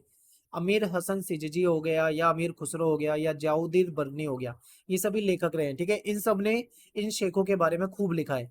शेख निजामुद्दीन के कई आध्यात्मिक वारिस को चुना था उन्होंने और अलग अलग भागों में भेज दिया कि जाओ भाई तुम देश में अलग अलग हिस्से में जाओ, ये अपना वारिस बना के। उन्हें भेजा, कहा जाओ हर जगह खानका स्थापित करो, ठीक है, यानी खानका बनाओ, इसलिए उन्होंने भेजा था। धीरे धीरे चिश्तियों के उपदेश और उनका जो उपदेश जो थे वो शेख का प्रसिद्धि, ठीक है, वो बहुत चारों तरफ फैल गई। कहने का मतलब है जो चिश्ती लोग थे, चिश्ती समुदाय के थे, इन जो शेख होते थे, इनकी ये इतने ज्यादा फेमस हो गए कि चारों तरफ से लोग इनको जानने लगे। और इनके जो पूर्वजों की दरगाह होती थी, लोग वहां पे दूर दूर से आने लगे तीर्थयात्री बनकर। तो ये सब चल रहा था। और इसके बाद क्या होता है? चिश्ती उपासना, जियारत और कव्वाली। चिश्ती जो इनका जो उपासना का तरीका था उसमें जियारत किया जाता था कव्वाली के जरिए। देखो, सूफी संतों की दरगाह पे लोग जियारत करने के लिए आते थे। 700 सालों में अलग अलग संप्रदाय के लोग जो थे, ये जो पांच महान चिश्ती संत थे, इनकी दरगाह पे आते थे। इसमें सबसे महत्वपूर्ण दरगाह थी ख्वाजा मोइनुद्दीन चिश्ती की। इनको गरीब गरीब नवाज के नाम से भी जाना जाता था, ठीक है। तो आपके पेपर में क्वेश्चन आता है ये वाला, गरीब नवाज वाला, 1 मार्क्स में आएगा, एमसीक्यू में पूछा जा सकता है, ठीक है। ये दरगाह जो है वो शेख की सदाचारिता और धर्मनिष्ठा के लिए जानी जाती थी और इनके वारिस जो है वो राजसी मेहमाने के द्वारा इनको प्रशय भी मिलता था, ठीक है। और मोहम्मद बिन तुगलक की बात करें तो वो जब सुल्तान था वो भी यहाँ पे आया था, यानी राजा सम्राट भी यहाँ पे आया करते थे। पहली जो इमारत सुल्तान गयासुद्दीन खिलजी ने बनवाई थी यहाँ पे। अकबर खुद यहाँ पे 14 बार आया हुआ था, जब भी कुछ उसका महत्वपूर्ण उपलब्धि होती थी वो यहाँ आ जाता था। प्रत्येक यात्रा पर बादशाह जो थे वो दान भेंट करके जाते थे। उसका पूरा ब्यौरा शाही दस्तावेजों में लिखा जाता था कि भाई ये दान करा इस समय में। और नाच और संगीत जियारत का हिस्सा होता था, ये नाचते थे, गाते थे, ठीक है, इस तरीके से ये जियारत करते थे, यानी अपनी पूजा पाठ करते थे, कव्वाली गाई जाती थी। तो ये सब होता था। अब बात करेंगे, अगला टॉपिक है भाषा और संपर्क। अब देखिए, चिश्ती जो थे इनकी स्थानीय भाषा को इन्होंने अपना लिया, जो जहां पे भी ये रहे वहां की जो लोकल लैंग्वेज थी उसको इन्होंने अपनाया। दिल्ली में चिश्ती सिलसिला के लोग जो थे हिंदवी में बात करते थे। हिंदवी का मतलब क्या है? हिंदी नहीं है, इसमें हिंदी प्लस उर्दू है। हिंदी और उर्दू से मिलके जो बना है उसे हिंदवी कहा जाता है, ठीक है। तो ये हिंदवी में बात करते थे। बाबा फरीद ने क्षेत्रीय भाषा में काव्य की रचना करी और इनके काव्यों का संकलन जो है आपको गुरु ग्रंथ साहिब में भी मिलेगा। कुछ अन्य सूफी थे, उन्होंने कई सारी कविताएं लिखी। फिर मलिक मोहम्मद जायसी हो गए, इन्होंने पद्मावत की रचना कर दी थी, जिसमें चित्तौड़ के राजा रतन सेन का प्रेम की कहानी है, ठीक है, पद्मावती के लिए। फिर क्या है, दक्कन में कर्नाटक के आसपास दक्कनी में लिखी छोटी छोटी कविताएं मिलती हैं, यहाँ पे बसने वाले जो चिश्ती संत थे उनके द्वारा रचा गया। तो यहाँ पे क्या समझ में आ रहा है? देखिए, चिश्ती जो थे जहां पे भी जाते थे वहां की जो लोकल लैंग्वेज थी उसको इन्होंने अपना लिया। अलग अलग जगह पे अलग अलग तरह की लोकल लैंग्वेज थी, उसी लैंग्वेज में, ठीक है, इन्होंने लिखा है। अगर दक्कन में जाएंगे तो वहां पे क्या दक्खनी बोली जाएगी, तो उन्होंने उसमें लिख दिया, ठीक है। जहाँ पे कहीं पे मनसबी लिखे, कई जगह पे छोटी छोटी कविताएं लिखी, ठीक है। जो क्षेत्रीय भाषा थी, क्षेत्रीय भाषा में इन्होंने लिखा और स्थानीय भाषा को अपनाया। ये सारी चीजें आपको बतानी है। फिर सूफी और राज्य, मोस्ट इंपॉर्टेंट क्वेश्चन। यहाँ पे देखो, यहाँ पे बच्चे दो क्वेश्चन में कंफ्यूज होते हैं। एक तो ये है सूफी और राज्य, और दूसरा है, देखो आपको मैंने स्टार्टिंग में कराया था जहां पे मैंने आपको अलवार और नैनार संत करवाए थे, ठीक है। अलवार नैनार संत और जो दक्षिण के जो अ, थे, इन संतों का राज्य से कैसा संबंध होता था, ठीक है। इन संतों का राज्य के साथ कैसा संबंध होता था, अलवार नैनार वाले टॉपिक में मैंने आपको कराया था, क्लियर है। अब देखो, अब सूफी संतों के राज्य से यानी राजा से, शासक से कैसे संबंध होते हैं, ये अलग टॉपिक है। पेपर में अगर कई बार आ जाते हैं बच्चे कंफ्यूज होके इसका उसमें उसका इसमें लिख देते हैं आंसर, ऐसा नहीं करना। सूफी संत अलग टॉपिक है। देखिए, चिश्ती संप्रदाय के लोग जो थे, अब यहाँ पे ध्यान से समझना है, चिश्ती संप्रदाय के लोग जो थे वो संयम वाली जिंदगी जीते थे, सिंपल जिंदगी जीते थे, और अपने आप को सत्ता से दूर रखते थे। ठीक है, दूर रखने पे बल देते थे, सत्ता से अपने आप को दूर रखना था इनको। सत्ताधारी जो विशिष्ट वर्ग है, जो अमीर लोग होते थे, अगर वो बिना कुछ मांगे दे, गिफ्ट वगैरह भेंट दे, पैसा दे, जो भी दे, तो ये उसको स्वीकार कर लेते थे। सुल्तानों ने खानकाह को कर मुक्त भूमि अनुदान में दी। जो सुल्तान होते थे, जो शासक होते थे, उन्होंने इनको जमीन दे दी और बिना टैक्स वाली जमीन दी। चिश्ती धन और सामान के रूप में दान को लेते थे, और उस पैसे को इकट्ठा नहीं करते थे, बल्कि उसको कपड़े, खाने पीने में, महफिल वगैरह में इस पे खर्च कर देते थे। आम लोगों में चिश्ती जो थे वो ज्यादा फेमस थे, इसलिए शासक भी क्या था, उनका समर्थन हासिल करना चाहते थे। जब तुर्क दिल्ली में तुर्कों के द्वारा दिल्ली सल्तनत की स्थापना हुई थी, तब उलमा ने कहा था कि शरिया लागू कर दो। ठीक है, लेकिन उन्होंने शरिया लागू करने से मना कर दिया, उसको ठुकरा दिया। क्यों? क्योंकि ज्यादातर जो भारत की जनता थी वो इस्लाम को नहीं मानती थी, अगर उन पे जबरन वो करेंगे तो कहीं ना कहीं विरोध होगा, तो इसलिए उन्होंने कुछ ऐसा नहीं माना। तो ऐसे में क्या हुआ, सुल्तानों ने सूफी संत का सहारा लिया। अब समझिए क्या था, इसको आपको ध्यान से समझना है। देखिए, ये जो सुल्तान थे ये मुस्लिम शासक थे। इन्होंने क्या तरीका अपनाया था, इन्होंने हिंदुओं को और दूसरे धर्म के लोगों को कन्वर्ट कराना शुरू करा था मुस्लिम में, तलवार के डर से। कई जगह पे तलवार की नोक पे कन्वर्ट करवाया जाता था हिंदुओं को, और वो कुछ जो थे वो डर के कन्वर्ट हो जाते थे, वो मुस्लिम बन गए। एक तो तरीका इनका ये था डायरेक्ट वाला। जब इनको लगता था कि ये तरीका बड़ी जनसंख्या पे पूरी तरीके से लागू नहीं हो पाएगा, तो इन्होंने दूसरा तरीका अपनाया था। ये जो सूफी थे, ये भी कुछ इसी प्रकार का काम ही कर रहे थे, इनका भी यही कन्वर्ट वाला ही खेल था। ठीक है, बस ये क्या थे, ये दूसरे तरीके से अपने आप को संत दिखाते थे, संत दिखाने की कोशिश करते थे। ये तलवार वाला रास्ता नहीं अपनाते थे, लेकिन काम इनका भी वही होता था। तो ऐसे में जब इनको कहा गया सुल्तानों को कि जाओ भाई, दिल्ली सल्तनत में अब तुम्हारा शासन हो चुका है, तो वहां पे तुम शरिया लागू करवा दो, तो उन्होंने मना कर दिया। शरिया, उन्हें पता था शरिया लागू करवाएंगे, बड़ी जनसंख्या हिंदुओं की है, इसका विरोध करेगी, हो सकता है भाई कि ना हो पाए। तो उन्होंने ये दूसरा तरीका अपनाया, सूफियों वाला। इसीलिए सूफियों का समर्थन प्राप्त करना चाहते थे, और सूफियों की तरफ लोग ज्यादा अट्रैक्ट होते थे। क्यों? क्योंकि ये इनका जो तरीका था वो अलग था। ठीक है, तो ये था। और सूफी और सुल्तानों के बीच में तनाव के भी कुछ उदाहरण है। कई बार सूफी और सुल्तान के बीच में तनाव हो जाता था कुछ मुद्दों को लेकर। जैसे कि देखिए, झुककर प्रणाम करना, कदम चूमना, ये वाली जो प्रथा थी, इससे विरोध हो जाता था। कभी कभी सूफी जो शेख थे, जो संत होते थे, ये बहुत आडंबरपूर्ण पदवी ले लेते थे, यानी अपने नाम के आगे बहुत ज्यादा पदवी लगाते थे। जैसे शेख निजामुद्दीन औलिया के अनुयायी जो थे, उनको सुल्तान उल मशेक कहलाते हैं, कहते हैं। अब ऐसे में मतलब शेखों में सुल्तान, तो इस चीज को जो सुल्तान है वो थोड़ी पसंद करेगा कि भाई इनको ऐसी पदवी दी जा रही है, तो इनके बीच में ये चलता था। अब नेक्स्ट टॉपिक है हमारा कबीर। ठीक है, यहां तक इस्लाम वाला टॉपिक खत्म हो जाता है। अब तीन टॉपिक है, कबीर, मीराबाई और गुरु नानक, इसको समझते हैं।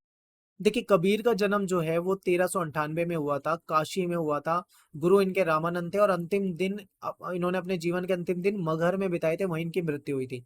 ऐसा कहा जाता है 120 साल तक ये जिए थे। ये मैंने एनसीईआरटी की कटिंग ले रखी है, किसी छोटी क्लास की है, हिंदी से लिए। ठीक है, तो यहाँ से कुछ बेसिक जानकारी लो। अब चलते हैं, समझते हैं आपके 12th की हिस्ट्री के अकॉर्डिंग। देखिए, कबीर जो है वो 14वीं और 15वीं शताब्दी के समय में उभरने वाले महान संतों में इनका नाम लिया जाता है। ठीक है, इतिहासकार जो है उन्होंने उनके जीवन काल को लेकर थोड़ा विवाद भी रहा है। ठीक है, उन्होंने उनके जीवन काल के अध्ययन के लिए उनका जो काव्य है, उनके बाद में जो लिखी गई उनकी जीवनी है, उसको आधार बनाया है।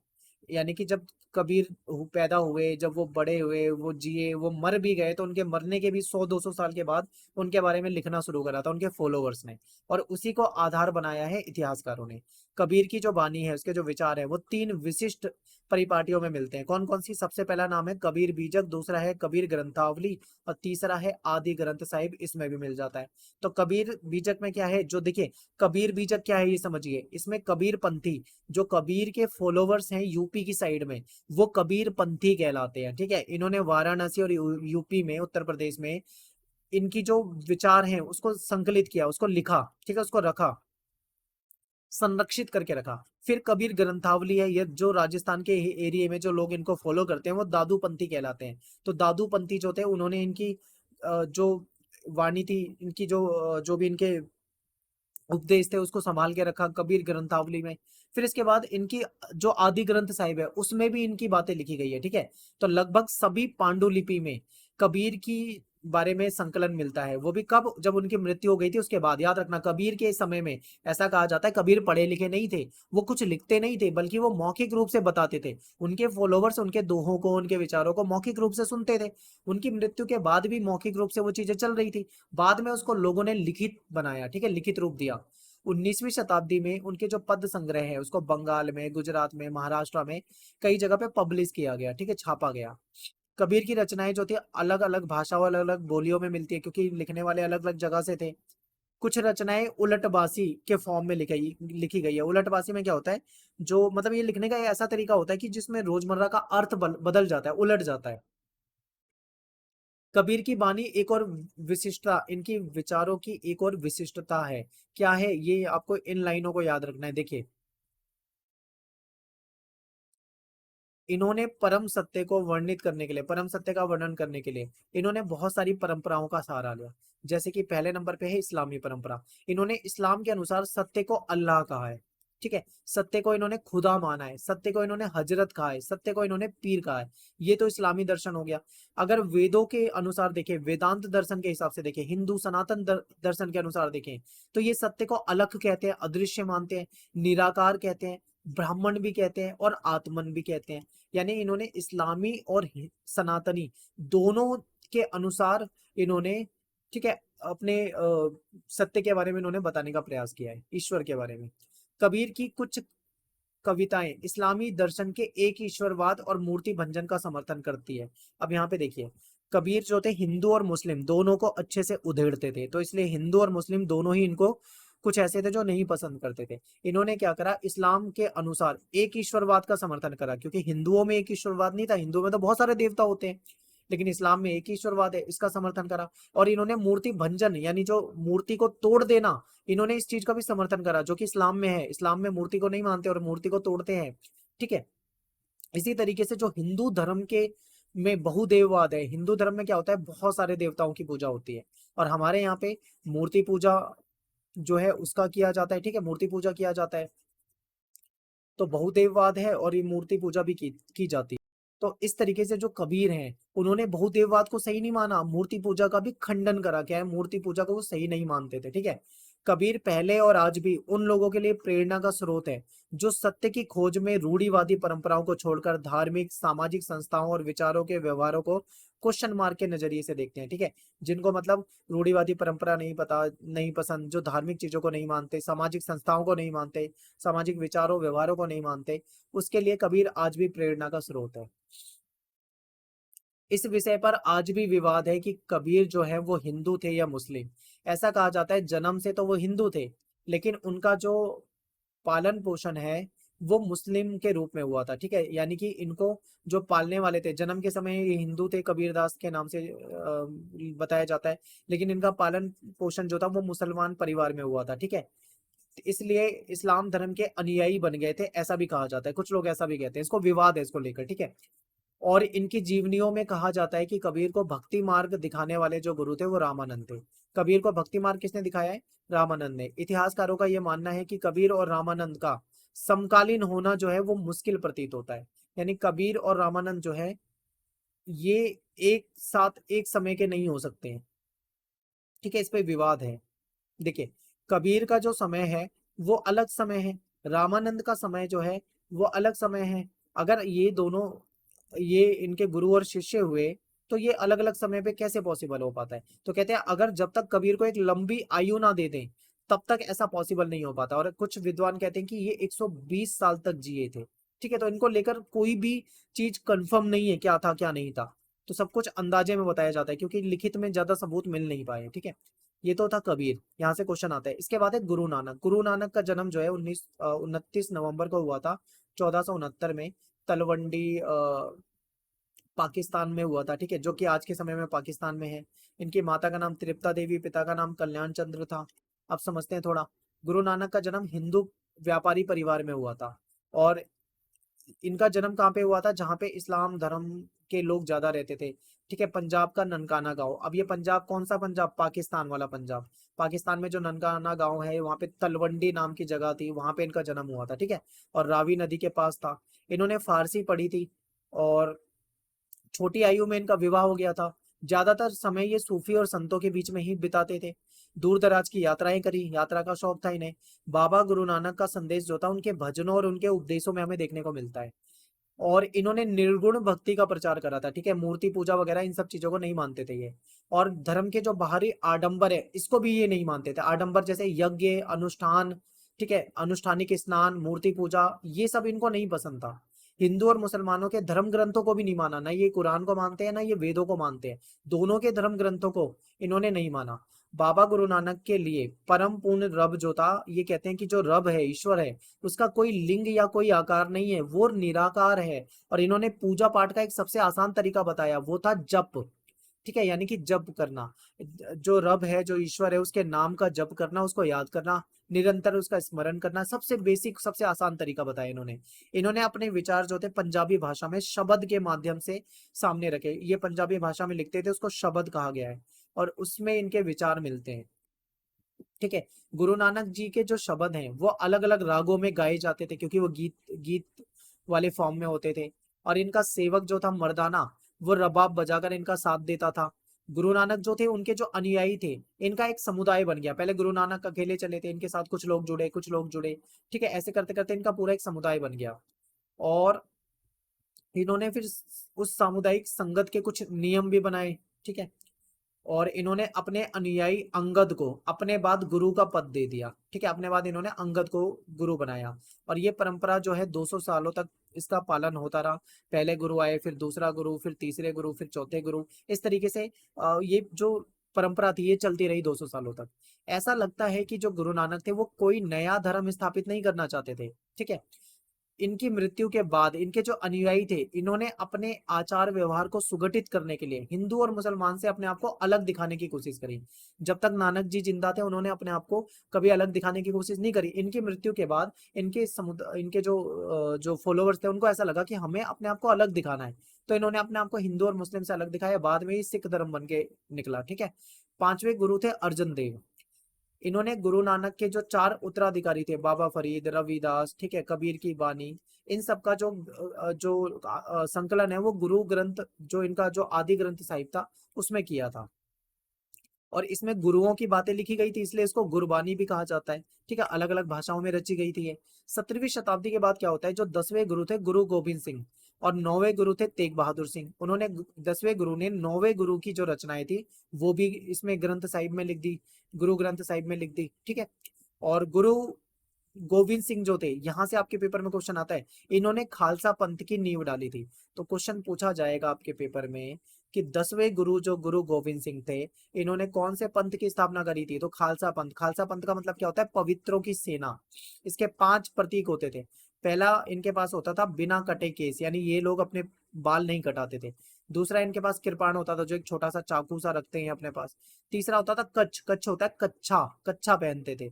चौथा होता है कंगा, अपने पास कंगा रखते थे। और एक लोहे का कड़ा रखते थे। ठीक है, गुरु गोविंद सिंह के नेतृत्व में समुदाय जो है एक सामाजिक, धार्मिक और सैन्य बल के रूप में संगठित होकर सामने आया था। यानी इनके समय में जो इनका समुदाय था वो एक एक धार्मिक रूप से, एक सैन्य बल के रूप में, मतलब इन्होंने एक सेना भी बना ली थी, इस रूप से इनका संगठन सामने आया। इसके बाद तीसरा टॉपिक है मीराबाई का। ठीक है, अब मीराबाई के बारे में पढ़ लेते हैं। देखिए, मीराबाई जो है भक्ति परंपरा की सुप्रसिद्ध कवियत्री हैं। उनकी जीवनी जो है उनके द्वारा लिखे हुए भजनों के आधार पर संकलित की गई है। ये कई शताब्दियों तक इनके द्वारा लिखे हुए जो भजन थे वो मौखिक रूप से संप्रेषित होते रहे। अब मीराबाई के थोड़ा बचपन और इनके बारे में समझिए। देखिए, इनका जो मारवाड़ के जो मेड़ता जिले के एक राजपूत राजकुमारी होती थी, ये इनका विवाह जो था इनकी मर्जी के खिलाफ कर दिया गया था सिसोदिया परिवार में। इन्होंने अपने पति की आज्ञा को अवहेलना करी, यानी पति की आज्ञा नहीं मानी, और पत्नी और माँ के जो दायित्व थे, जिम्मेदारी जो थी, उसको निभाने से इन्होंने मना कर दिया। विष्णु, भगवान विष्णु के अवतार जो है श्री कृष्ण, उनको ही इन्होंने अपना पति मान लिया। अब इनके ससुराल वाले खुश नहीं थे। उन्होंने क्या करा इनको जहर देने की भी कोशिश करी, लेकिन ये बच गई, राजभवन से निकल गई। राजभवन की जो जिंदगी थी, लग्जरी लाइफ, उसको छोड़ दिया और संत बनकर बाहर निकली। ठीक है, और इन्होंने क्या करा है, इनके बारे में, इनके गीतों से, इनकी रचना से इनके बारे में पता लगता है। कुछ परंपराओं के अनुसार ये कहा जाता है कि मीरा के जो गुरु थे वो रैदास थे। रैदास वही है रविदास, ठीक है, जो कि जाति से चर्मकार थे। और इससे पता लगता है कि मीराबाई जो थी, उन्होंने जातिवादी को नहीं माना, वरना वो इनको गुरु क्यों मानती। ठीक है, तो इन्होंने जाति प्रथा को नहीं माना। और ऐसा माना जाता है कि इन्होंने राजमहल के सुख सुविधा को त्याग दिया और विधवा के कपड़े पहने, सफेद कपड़े, और सन्यासी की तरह ये एक जगह से दूसरी जगह पे जाने लगी। मीराबाई के आसपास उनके जो अनुयायी थे, उनका कोई जमघट नहीं लगा। ठीक है, ये ऐसी नहीं थी कि इनके पास खूब सारे फॉलोवर्स हो गए हों, लेकिन इन्होंने जो निजी मंडली की नींव, ना ही इन्होंने कोई निजी मंडली की नींव डाली थी। लेकिन देखिए, इनके जो इनके लिखी हुई जो रचनाएं थी, वो आज भी मतलब गाई जाती हैं। ठीक है, और इनके रचित पद जो हैं आज भी स्त्री और पुरुष गाते हैं, खासतौर पे गुजरात और राजस्थान के जो गरीब लोग हैं उनके द्वारा। ठीक है, उनके द्वारा इनके जो लिखे हुए गीत थे वो आज भी गाए जाते हैं। तो यहाँ पे अपना चैप्टर खत्म हो जाता है। आई होप आपको समझ में आया होगा। चैप्टर थोड़ा बड़ा है, थोड़ा मुश्किल है, पर इसमें से क्वेश्चन दो चार ही आते हैं। जब मैं आपको इंपॉर्टेंट क्वेश्चन कराऊंगा वो बताऊंगा, लेकिन आपको चैप्टर अच्छे से देखना है। वीडियो को लाइक करें, कमेंट करें, शेयर करें। मिलते हैं नेक्स्ट वीडियो में। Thanks for watching. जय हिंद, जय भारत।